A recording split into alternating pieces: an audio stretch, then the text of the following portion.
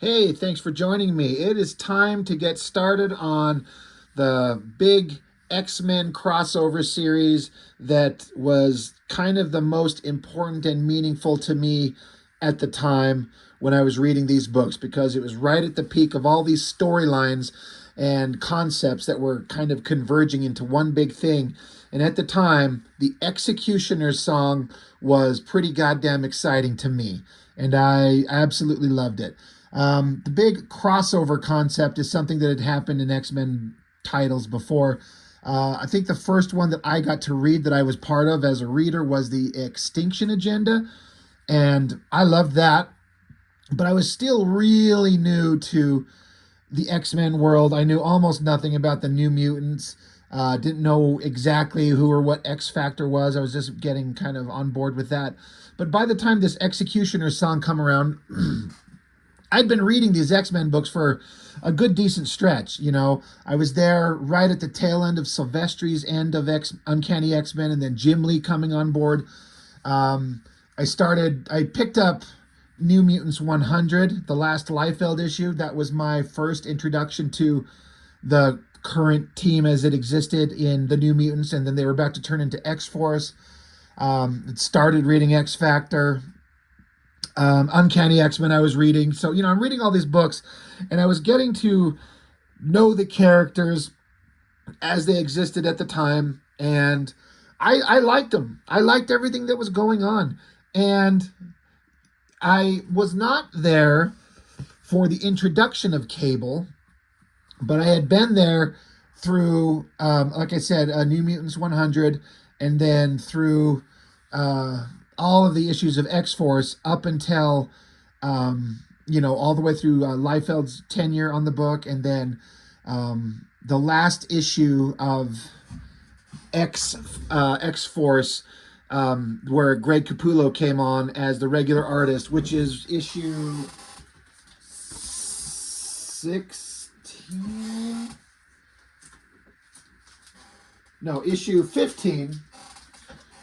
Had to double check. Issue 15 was the last issue of X-Force that I reviewed, which immediately precedes the storyline here.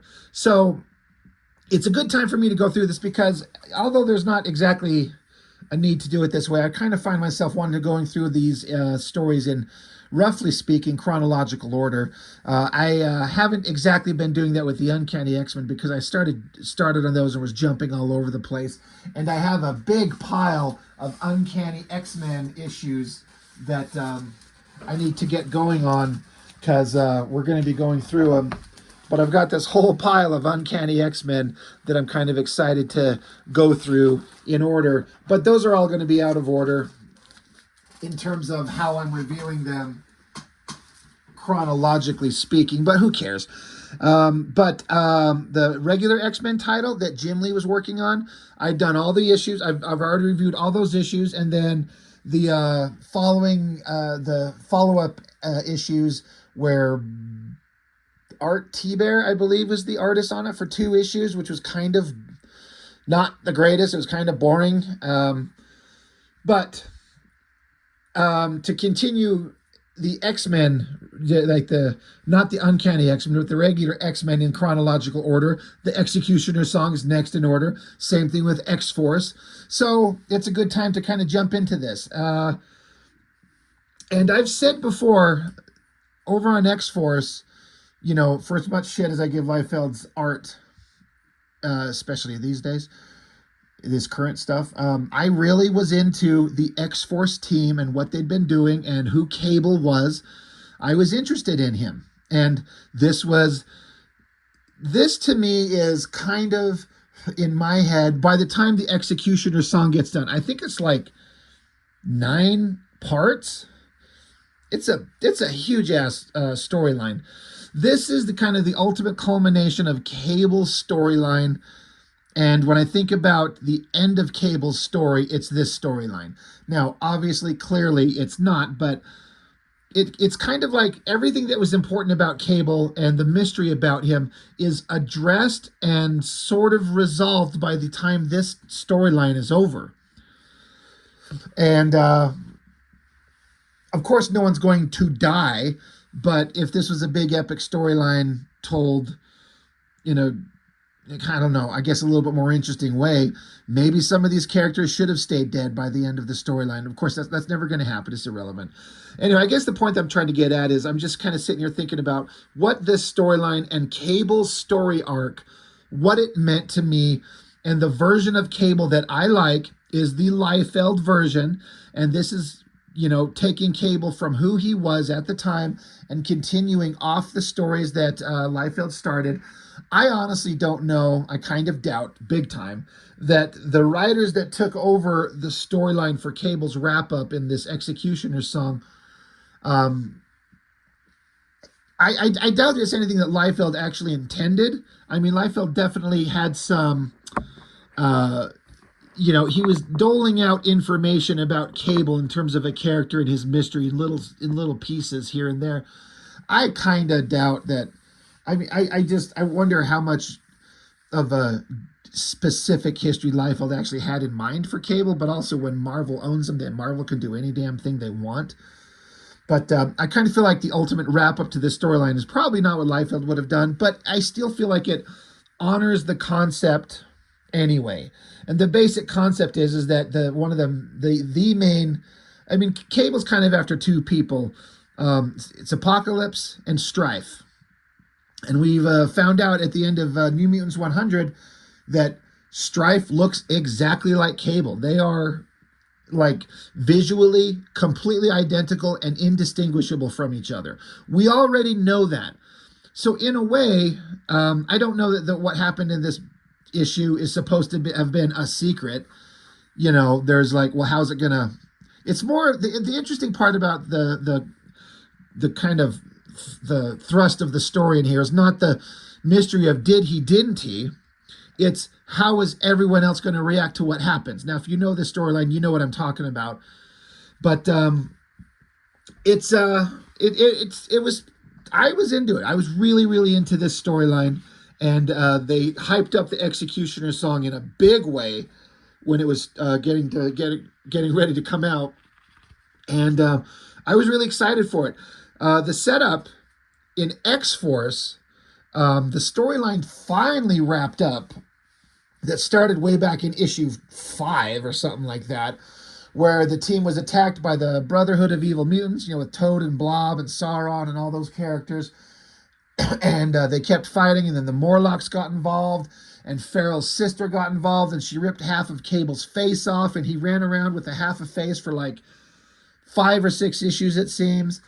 And then their headquarters gets infiltrated by a government super team of characters shows up and to fight X-Force, to take them in, to take them down.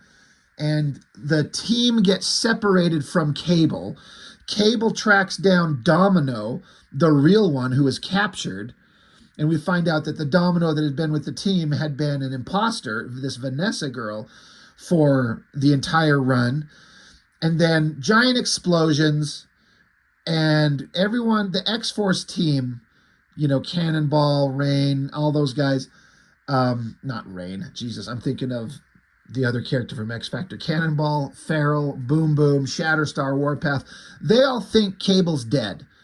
I mean, it's a good chance that he's not dead, but they kind of think he is. And Cable's kind of gone off the grid for a minute. He got away. He knows that his team is safe. So he's taken a minute, it seems to me, to kind of figure out what his next move is going to be while he has a minute to kind of step away because everyone else thinks that he's dead.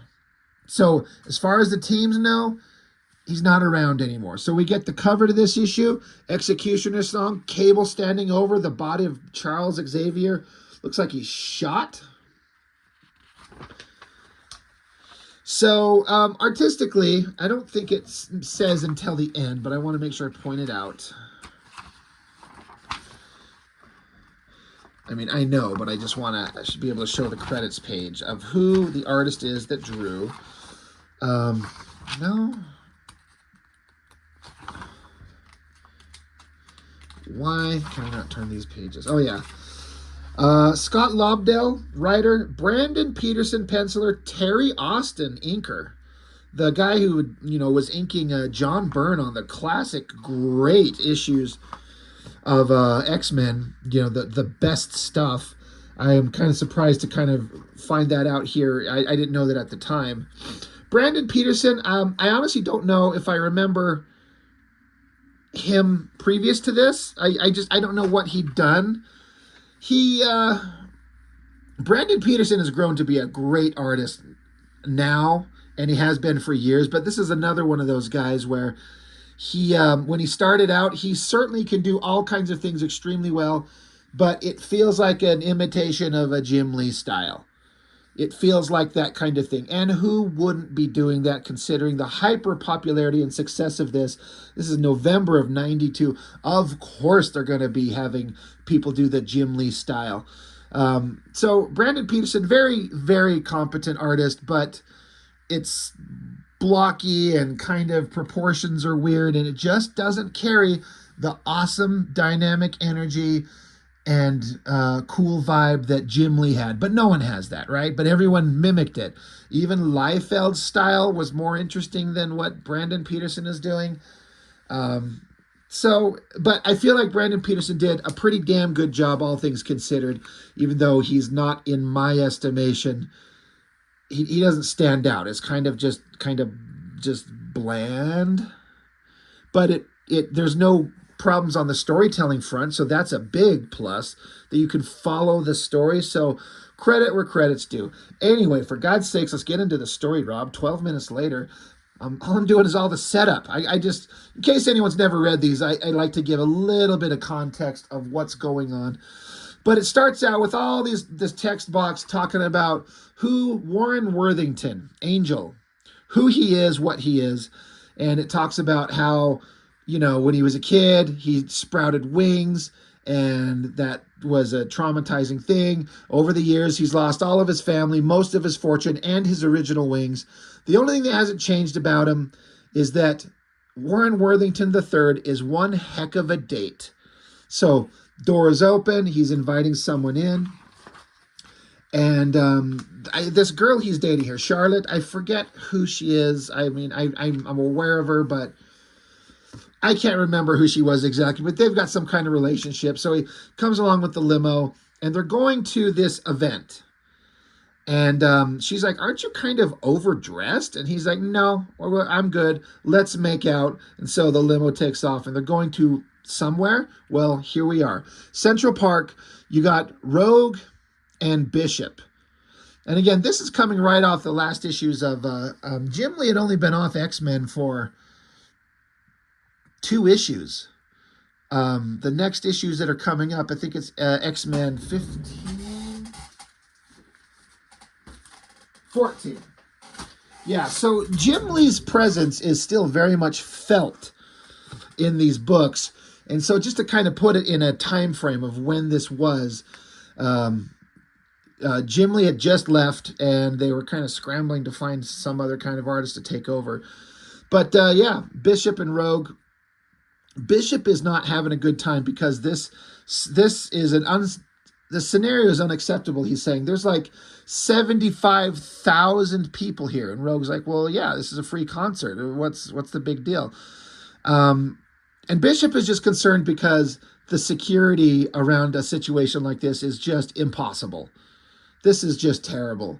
And Rogue's kind of reminding him, like, the X-Men managed to function as a mutant team long before you come along and start telling us how to do it. I do got to point out that, again, this is Brandon Peterson trying to do kind of the Jim Lee flashy art thing, and it's just not there. He's using the same kind of rendering techniques, and it's Brandon Peterson, like I said, becomes a great artist, but this is not it. It's fine. It's just fine. I also am like, why put Rogue in this ridiculous fucking outfit? Like, put her in some regular clothes. I don't know what this spandexy nonsense is. I don't think she's ever worn anything like this again. Doesn't look great. So the design sense, not there either.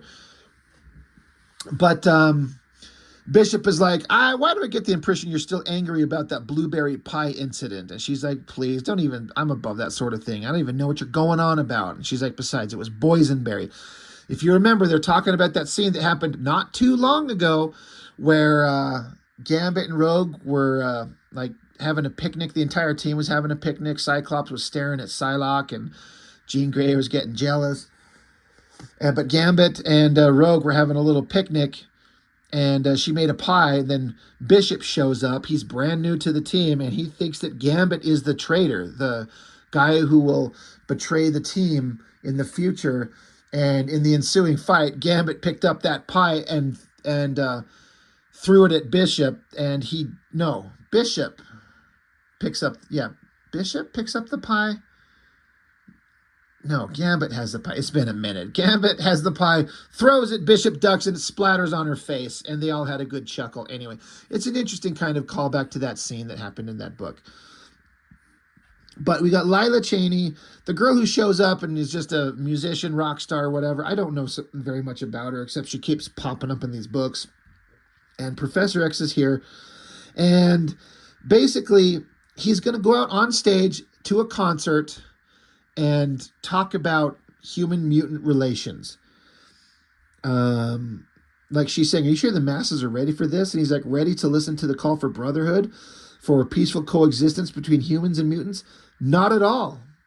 But if mankind waited for the right time to address the winds of change, it's unlikely we'd ever crawled from the primordial ooze. So he's like, no one's ever going to be ready to hear difficult information, but I am going to go out there and I'm going to give the message of we all got to get along.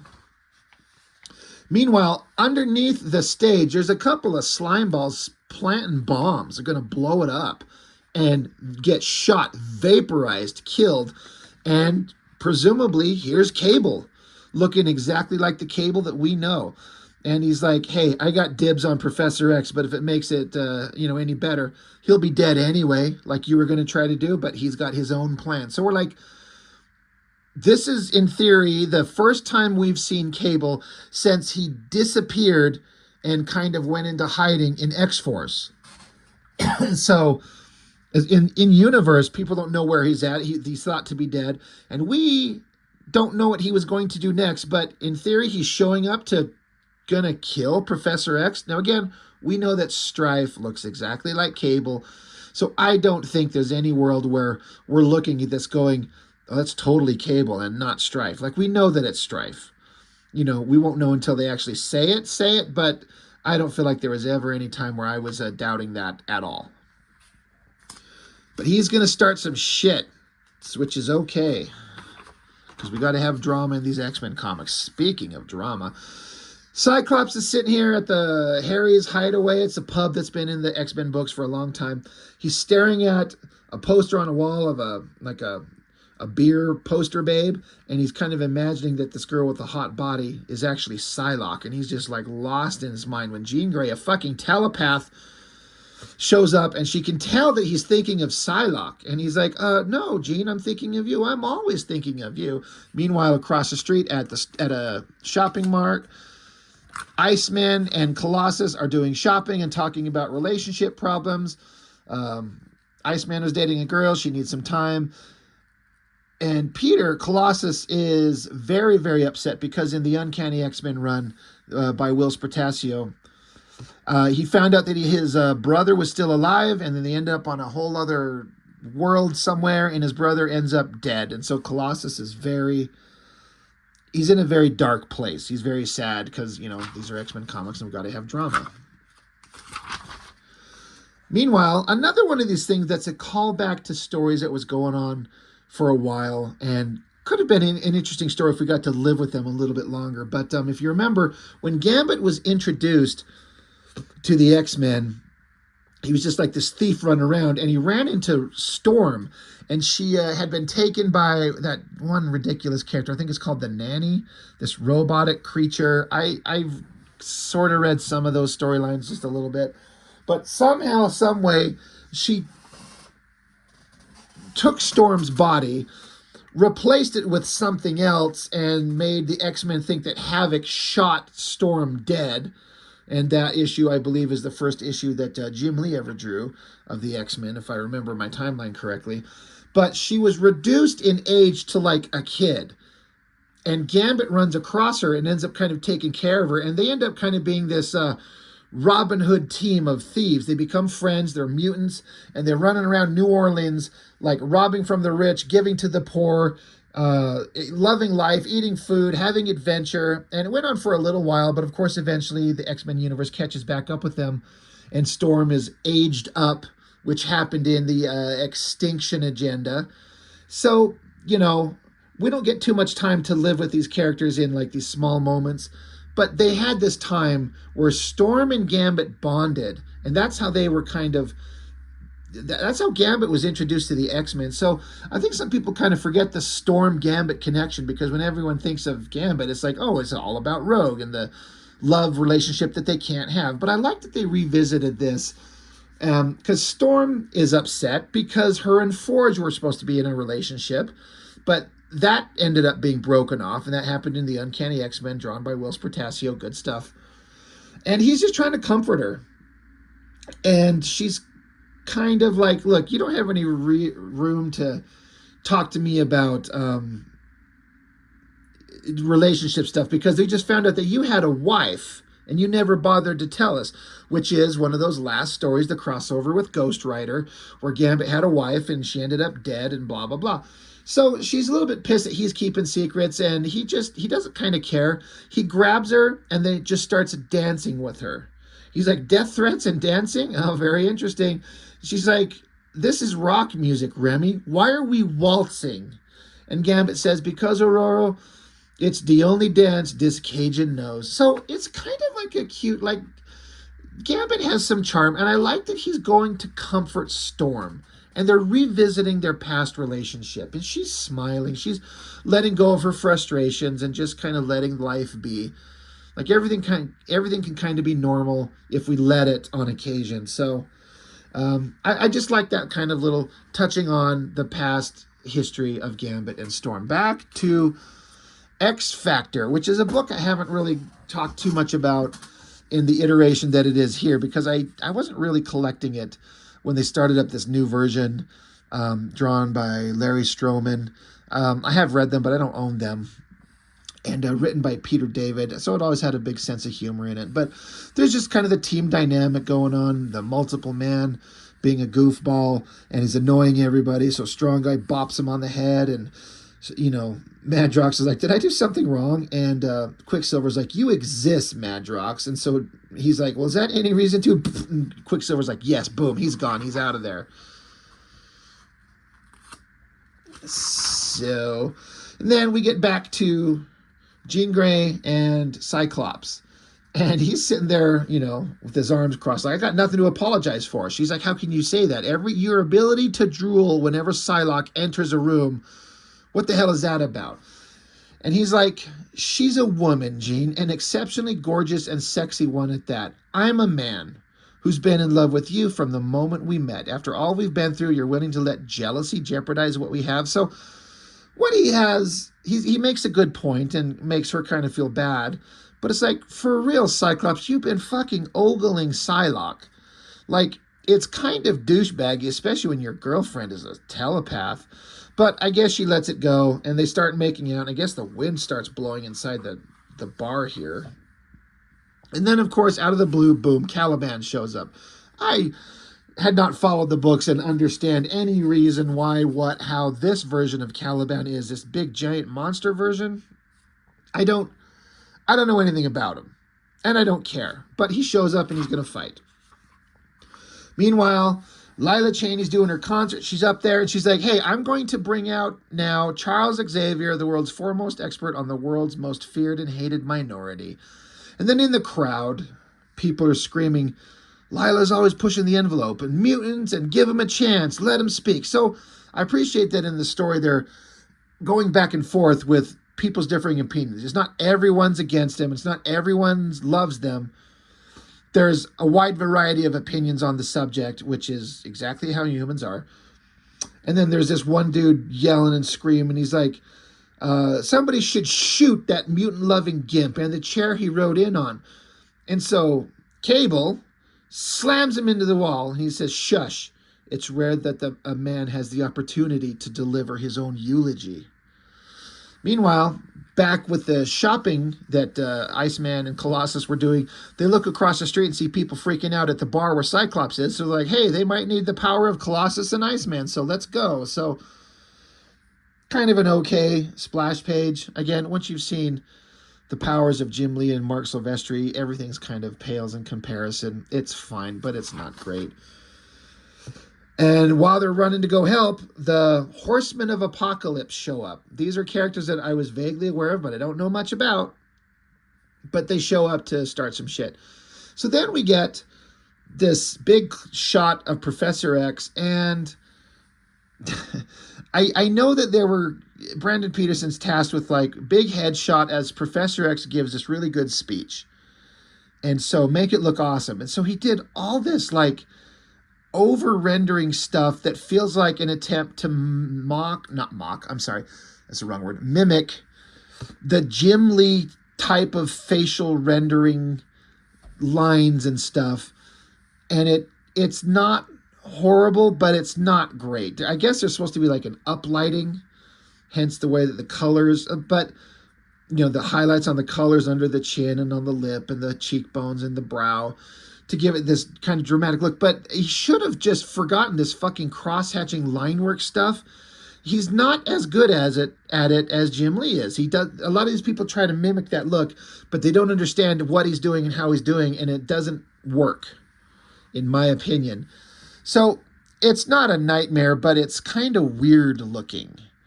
I had just, as of this recording, just as of yesterday, the day before today, I finished my current fan comic, and I just got done doing all the lettering on it. And lettering can be kind of fun, but a pain in the ass. It's not my favorite thing at all. It's my least favorite part of it. But I was looking at this page going, my God, what a pain in the ass it would be to like figure out how and where to put all these word balloons around this face, around these panels in a way that flows and reads. It looks like an absolute pain in the fucking ass. And Chris Eliopoulos, letterer, nailed it great. I was looking at how he has it flow into the panels here, and then another group of word bubbles here, and then down and out. It all flows really well. He did an amazing job. And again, what an absolute pain in the ass that must have been. But also, Scott Lobdell has to write this moving speech that Professor X is going to give. And I feel like he did pretty good. So, not to bore you to tears, but I'm going to read his speech here. Professor X is on stage, and he says, freak, flat scan, dead end, gene joke, muty.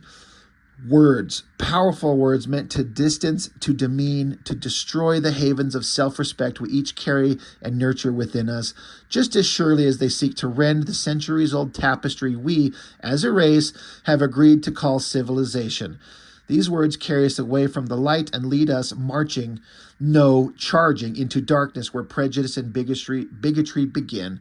Ugly, hateful words as weapons, and words that ultimately fail to achieve their intended purpose. This concert is about embracing our uniqueness, the color of a man's skin, the choice of whom we love, the right for your neighbor to pursue his individual religious observance. Isn't it also about learning to respect the person born with a torso fin, cursed with an optic blast, or blessed with the natural powers of telekinesis, seeing past their differences? Humans and mutants share a common, unbreakable bond. No amount of words, no derision, distrust, or disinformation can change the truth that each of us, man, woman, black, Hispanic, Jew, Asian, Native American, homosexual, mutant, everyone, underneath all the words, we are related, we are family. So I feel like that's a pretty decent speech. And so many of the things that he's saying are things that are brought up in relevant conversations today. There is so much divide in this country. It's sad, and it's tearing us all apart. Some people see it as a foreshadowing of horrible things to come and are, preparing for the worst. And some people are like, nah, everything's going to be fine. I don't know how it's going to go, but I'm worried for the future of the country and the world. And it's funny that these kind of concepts were being said back in 1992. I was saying a lot of it feels very relevant, so that's kind of why I read it. It was just kind of an interesting speech, but and as is the way that these things with humanity go, he gives a nice speech about like, hey, we're all different, but we should just get along, right? And the crowd starts yelling, fuck off. We're not listening to you, muty lover. And so some people start throwing things and save your speeches for a different place and grow some hair, you muty lover. And so Warren Worthington and his girlfriend, they're kind of sad, like, he had to try. He had to give it a shot. So he gives this nice speech and everything, he says some great words and everyone's kind of sad that it's not going well. And then instantly, boom, he's shot right in the fucking face. Pow. He drops to the ground, blood everywhere. And someone, they're yelling, someone shot Professor Xavier. And there's Cable saying, not just anyone, pal. The name is Cable, but the world will know me as the man who saved tomorrow. So just like that, after that great speech, boom, shot right in the face. Cut back over to Jean Grey and Cyclops fighting stupid Caliban. And he feeds on emotions and fear, something like that.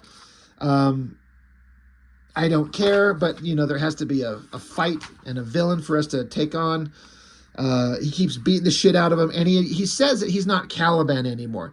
He is death. He is the harbinger of apocalypse. Hence the reason the horsemen of apocalypse are there. The 4 horsemen are there, led by death. I'm like, okay, sure, whatever. Iceman and Colossus keep fighting. They're taking them all on. They're doing fine. Colossus socks the shit out of this guy. And does pretty well, but then they get teleported out of there, and even Iceman's like, Jesus Christ, is the X-Men the only team without a transporter beam? But they're all gone. They're taken off. Back with where Professor X was shot, Angel, who just saw Professor X get shot in the face, and I remember Angel's one of the original X-Men, like Professor X is like a father to him. He's fucking pissed, as well he should be. And so he rips out, he turns off his image inducer, a way to be kind of holographically, disguised, so his regular blue skin is hidden. And he rips out his giant wings, which were given to him from Apocalypse. He was the original death of Apocalypse. And he's an extremely dangerous warrior with these metal wings. And so he sees that Cable did it. It's Cable. And he says, we should have taken you down after you shanghaied the first New Mutants, but the professor believed they'd come to their senses on their own. So they're like, none of us liked what Cable stood for. We felt like the New Mutant kids would figure it out on their own, but they did not. Cable says, not his first mistake, Archangel. Guaranteed it's his last. And so he shoots Angel's wings, blows a big hole through him, actually. And Angel's like, that hurts, but they'll heal. Gonna have to do better than that. And Cable says, trust me, I have. Shoots, continues shooting. Meanwhile, Lila Cheney's over there with Professor X. Now, how he gets shot right in the fucking face. I mean, it was more like his chest, but it looked like right in his face. But how does someone take a dead point, like a perfect shot, and he's not dead? Well, I guess that the point is that you'll see, not in this book, in another one. It wasn't like a bullet to put a hole into him, but something else to make his death even worse. We'll get into it, but they're like, and Professor X, he's still slightly alive, and he's like, they're like, we should have never let you go up on stage. And Professor X is like, never what, child? Never hoped, never dared to dream. And he fades out and is going to die. Meanwhile, Archangel's flying along, and he's going after Cable. And Cable says, you've already lost him. You just don't realize it yet. So again, he wasn't trying to shoot him dead with a single bullet or laser shot, but do something else to make his suffering even worse. Bodies slide by one. He says, celebration bound, as Angel comes along and shoots his razor-tipped feathers from his wings down at him, screaming, no, he's pissed off. So, holy shit. Then we cut back to X-Force, the actual team. Now, the last time we saw them, there was the issue where Greg Capullo came on as regular penciler, big fight with Deadpool and Cable, and the X-Force team ended up in Warpath's old stomping grounds of this, like a Native American reservation that has been obliterated. I can't remember by how or who or what. But there's no one there. But they are there hiding out. They've got this ship that they stole from S.H.I.E.L.D., from that government team that came after him in the previous issues. So we're catching up with X-Force. If you've been following my reviews of the X-Force comic, and we finally moved away from all the Liefeld story that was going on, and we're moving on to something else. And this is where they're at. Standing or sitting around a fire. I like how everyone but Shatterstar is here. He's off. He must be like flexing his muscles and training, because that's all he does. Because everyone else is sitting around a campfire, and Siren and Cannonball are over here trying to get a fucking TV to work. And they finally get the TV to turn on. And what is the first thing that they see? They're like, holy shit, what? It's a news report that says Professor X has been shot, and this is what the guy who shot him looks like. So they basically turn on the TV and see that Cable, who they thought was dead, is alive, and he just shot Professor X, and that's the end of the opening issue of the X-cutioners song. It says, the sound kicks out, the silence is deafening, yet if listened closely, these mutants, indeed every mutant on the face of the earth, might hear the faint strands of music just beyond the horizon. The X-cutioners song has begun. Switch off Cerebro, dry dock the Blackbird, lock the Danger Room door. From here on, it's manic mutant mania in the mighty Marvel manner as we continue what we're betting is the hottest crossover ever. Join us in X Factor 84 on sale next week. So each chapter was being released on a weekly basis because it was spread across 4 books. So that's one thing I'll give it credit for, is we didn't have to wait too long. We could get each issue and each story 1 week later. And I very much appreciate that. So being honest, in terms of like a setup of a crazy storyline of something dramatic and kind of dramatic and awesome and holy shit, what the hell, how is this going to work out? I feel like this book does a pretty fucking good job. I like it. I was really on board with it. Again, like I said, I'm not super happy with Brandon Peterson's art because it just feels like doing a cheap Jim Lee shtick. But storytelling wise, it's very clear and you could follow it, and the drama's there enough to be invested in it, even if he's not as good as some of the other artists that came before him. And again, I want to make sure I point out Brandon Peterson very quickly became a very good artist, and I like him a lot. But the first part of X-cutioners song, part 1, I was on board, and I'm kind of excited to go through all these stories, because this is like I said, I had been reading X-Men, and this was like the ultimate culmination of the X-Men stories in this particular era while I was reading them. I don't honestly really remember anything very memorable personally after this storyline. Now, big things did happen, like the Age of Apocalypse. My brother John just got done going through every one of those Age of Apocalypse books, and good God, did it keep going on and on and on forever. That was obviously a huge thing, but I was kind of out of the X-Men by then. They had brought on other artists, and their characters were going in different directions, and I was getting significantly less interested in the X-Men. So in a way, in my personal kind of storyline adventures with the X-Men, this is like the culmination of everything for what was going on in the time, in the era that I was interested in. And I find it pretty damn fun. So, X-cutioners song, that's it. That's all I've got for now. We'll look at the follow-up parts. I feel like I'm going to do these in pretty short order. I tend to put big gaps of time in between some of these books, just to spread them out. But I don't know. I kind of want to go through this X-cutioners song, so you might see part 2 sooner than later. So anyway, that's all I've got. Thanks for watching. I really appreciate it, and I will see you next time.